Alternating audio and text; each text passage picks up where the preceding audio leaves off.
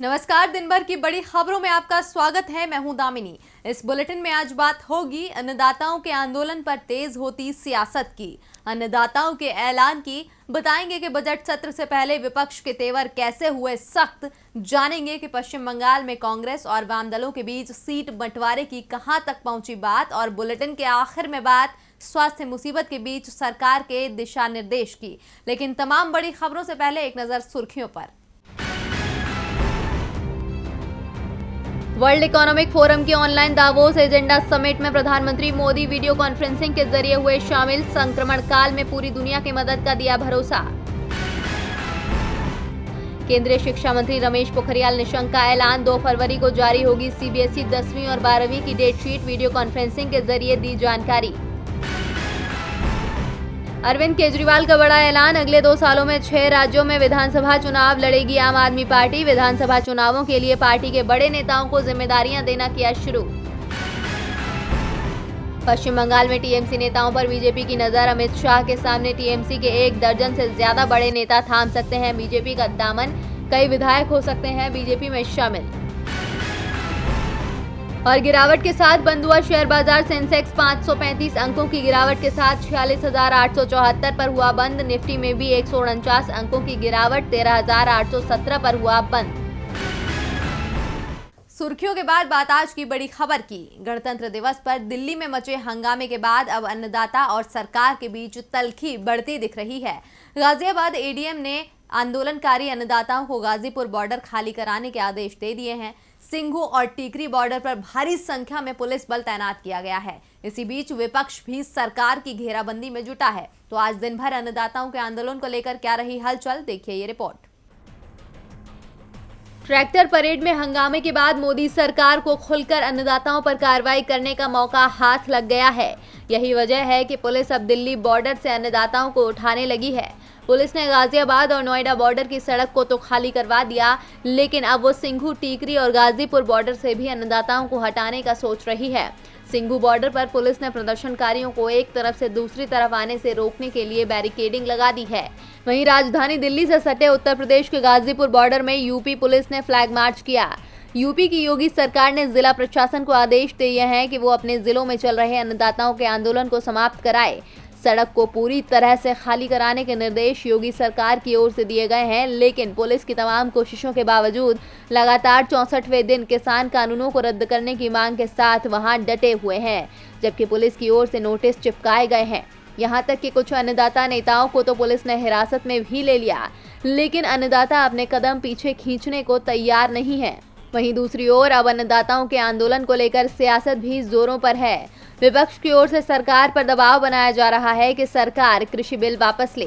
कांग्रेस सांसद राहुल गांधी ने मोदी सरकार पर तंज कसते हुए कहा कि सरकार का कृषि बिल यदि सभी अन्नदाताओं को समझ में आ गया हो तो मोदी सरकार के लिए बहुत बड़ी मुश्किल हो जाएगी। मोदी सरकार को कानून रद्द करने ही होंगे, नहीं तो वो कुर्सी छोड़ दें। अब विपक्ष तो लगातार मोदी सरकार को घेर रहा है, लेकिन सरकार कुछ भी बोलने को तैयार नहीं है।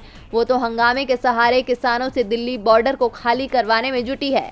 अब देखना होगा कि क्या अन्नदाता अपने आंदोलन से पीछे हटते हैं या नहीं। एक तरफ सरकार अन्नदाताओं के आंदोलन को समाप्त करवाने में जुटी है, तो वहीं अन्नदाताओं ने दावा किया है कि उनका आंदोलन शांतिपूर्ण है और ये जारी रहेगा। गाजियाबाद प्रशासन ने राकेश टिकैत को आंदोलन स्थल खाली करने का निर्देश दिया है, जिस पर राकेश टिकैत ने जल्दी ही फैसला लेने को कहा है। लेकिन उन्होंने ये भी कहा कि आंदोलन चलता रहेगा। तो कृषि कानून को लेकर क्या है आंदोलनकारी अन्नदाताओं की राय, देखिए ये रिपोर्ट। गणतंत्र दिवस पर दिल्ली में अन्नदाताओं की रैली में शामिल कुछ लोग तय रूट से अलग हो गए, जिसके बाद दिल्ली में हंगामा मच गया। लाल किले पर किसान संगठन और निशान साहिब का झंडा फहराने की घटना के बाद से प्रशासन अब अन्नदाताओं पर सख्त कदम उठाने का संकेत दे रहा है। पुलिस ने अन्नदाता संगठनों के नेताओं पर शिकंजा कसते हुए उन पर मामले दर्ज किए हैं और नोटिस भेजकर 3 दिन में जवाब मांगा है। दूसरी ओर आंदोलन कर रहे अन्नदाताओं के संगठनों ने साफ कर दिया है कि उनका आंदोलन जैसे पहले चल रहा था वैसे ही आगे चलता रहेगा। राकेश टिकैत ने कहा कि किसान पुलिस कार्रवाई से डरने वाला नहीं है और सरकार को किसी गलतफहमी में नहीं आना चाहिए। गाजीपुर बॉर्डर पर पुलिस की ओर से ट्रैक्टर परेड रोकने की कोशिश की गई थी। पुलिस ने जानबूझकर असामाजिक तत्वों को लाल किले की ओर जाने दिया। पुलिस यदि चाहती तो हंगामा नहीं होता। सरकार को किसी तरह की गलतफहमी में नहीं रहना चाहिए। अन्नदाता तभी घर जाएगा जब बिल वापस होगा। स्वराज इंडिया के अध्यक्ष योगेंद्र यादव ने कहा कि जब भी कोई आंदोलन होता है तो पुलिस मामले दर्ज करती है। इससे डरने वाली कोई बात नहीं है। लाल किले पर जो हुआ उसके पीछे पुलिस का भी हाथ था। शिव कुमार शर्मा कक्का जी ने कहा कि अन्नदाताओं के खिलाफ ये बहुत ही सुनियोजित तरीके से किया गया। हम पता लगा रहे हैं कि इसमें कौन कौन शामिल था और समय आने पर इन सब का खुलासा कर दिया जाएगा। उन्होंने कहा कि लाल किले पर झंडा फहराने को लेकर गलत और भ्रामक बातें फैलाई जा रही हैं। अन्नदाता अपनी मिट्टी और तिरंगे का अपमान सहन नहीं करेगा। ये बात सही है कि ट्रैक्टर मार्च का ऐलान हमारे द्वारा ही किया गया था, जिसमें ये सब हंगामा हुआ। इसके लिए हम माफी मांगते हैं, लेकिन हमारा आंदोलन पहले की ही तरह जारी रहेगा। अन्नदाताओं के आंदोलन को लेकर हंगामा दिल्ली में नहीं पूरे देश में मचा हुआ है। इस बीच शुक्रवार से संसद का बजट सत्र भी शुरू हो रहा है, लेकिन सत्र शुरू होने से पहले ही विपक्ष ने साफ कर दिया है कि इस बार सरकार की राह आसान नहीं है। तो क्या है संसद के बजट सत्र को लेकर विपक्ष की रणनीति? देखिए हमारी ये रिपोर्ट। संसद का बजट सत्र शुक्रवार से शुरू हो रहा है। महामारी की वजह से संसद की कई परंपराओं को दरकिनार करते हुए नए प्रोटोकॉल के हिसाब से सत्र चलेगा। सुबह 5 घंटे राज्यसभा चलेगी और फिर दोपहर के बाद लोकसभा की कार्रवाई शुरू होगी। सत्र शुरू होने से पहले ही विपक्ष ने अपने तेवर दिखाना शुरू कर दिया है। कांग्रेस नेता और राज्यसभा में विपक्ष के नेता गुलाम नबी आजाद ने कहा कि कांग्रेस समेत 17 राजनीतिक पार्टियां बजट सत्र के दौरान राष्ट्रपति रामनाथ कोविंद के अभिभाषण का बहिष्कार करेंगी। हमारे फैसले का मुख्य कारण कृषि कानून है, क्योंकि सरकार ने बिना विपक्ष की सहमति के इसे जबरन सदन से पारित कराया है। राष्ट्रपति के अभिभाषण का बहिष्कार करने वाली पार्टियों में कांग्रेस के अलावा NCP, JKNC, DMK, AIES, IUML, RSP, PDP, ADMK, AIUDF, Shiv Sena, SP, RJD, CPIM, CPI, Kerala Congress शामिल हैं। आपको बता दें कि कांग्रेस सहित कई विपक्षी दल 3 कृषि कानूनों का विरोध कर रहे हैं। इससे पहले राहुल गांधी ने भी मोदी सरकार को भारतीय अर्थव्यवस्था समेत अन्नदाताओं के मुद्दे को लेकर घेरा था।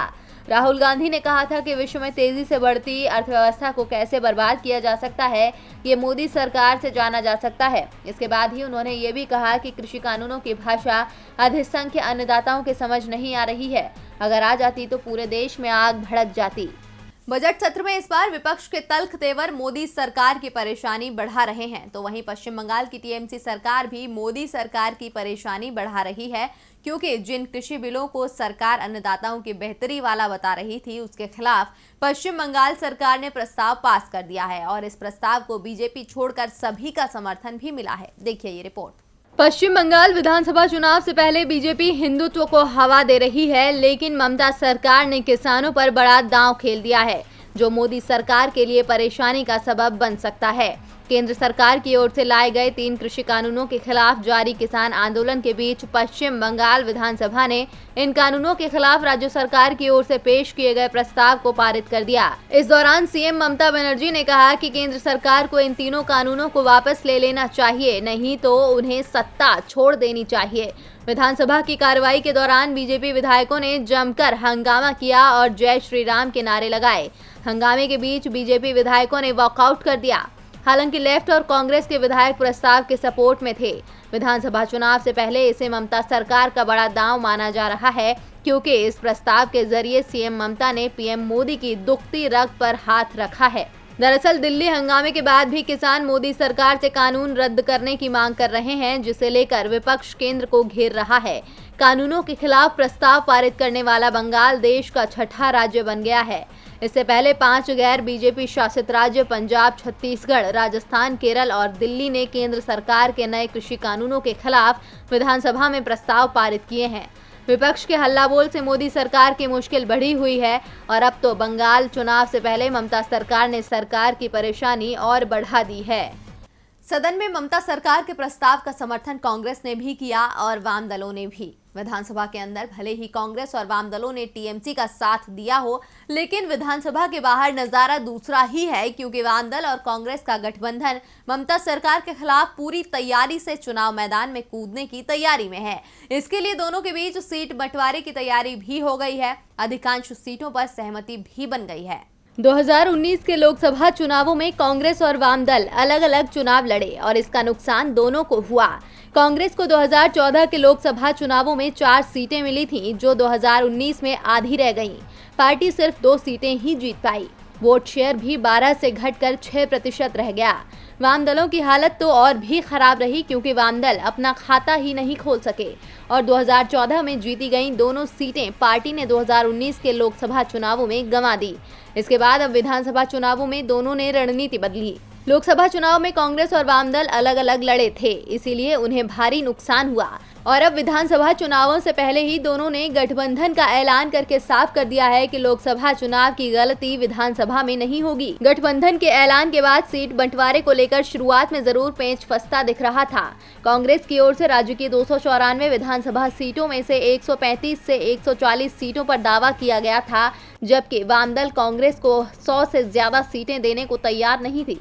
लेकिन अब वाम दलों ने अपने रुख को थोड़ा नरम किया है। कांग्रेस और वाम दलों के बीच अधिकांश सीटों को लेकर सहमति बन चुकी है।